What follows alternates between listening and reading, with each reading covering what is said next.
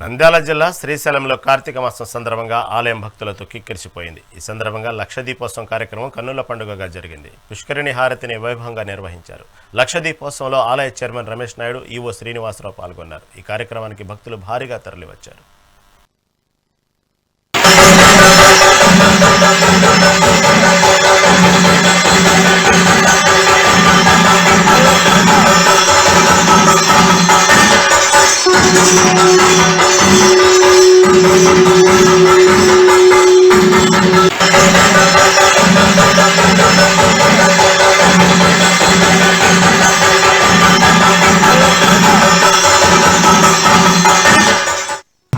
జరిగే ఈ దశవిధ హారతుల వీక్షణం ఎంతో ఫలప్రదం, మరెంతో శుభప్రదం.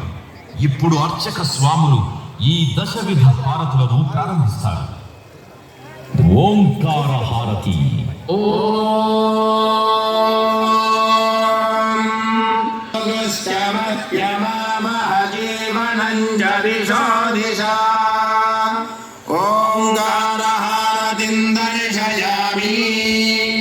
పరబ్రహ్మ స్వరూపమైన బీజాక్షరమే ఓంకారం. ఈ ఓంకార హారతిని దర్శించడం వలన కష్టాలన్నీ నివారించబడతాయి, సకల శుభాలు కలుగుతాయి.